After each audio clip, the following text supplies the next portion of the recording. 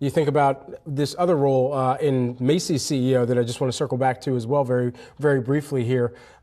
Because at the end of the day, I think for Macy's and how they've tried to chart their own turnaround story, this is a brand that's had to invest so much and I would say was kind of late to the game within their e-commerce strategy, or it was just far too cluttered. There were so many SKUs on the website that easily a customer could get inundated. And so now looking at how they've been able to move forward the digital strategy, have that meld better with this broader omni-channel approach, and then even in the items that they've got in store, making that more kind of fashion conscious, even as you'd seen the growth of some of these homegrown brands, especially within the department store, like Macy's, like you can go down the line, Macy's, all of their subsidiaries, Nordstrom, and so forth.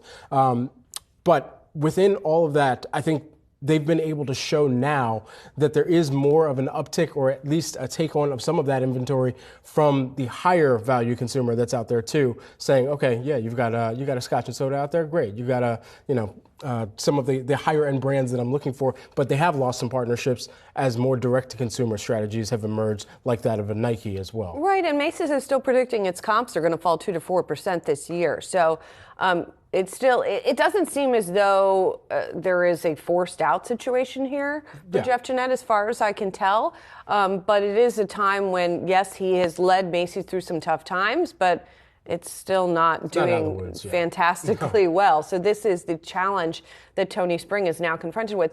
Incidentally, as I was looking at this announcement here, noting that at all of the big department store chains, it's all dudes, which is kind of interesting. And it's not diverse dudes.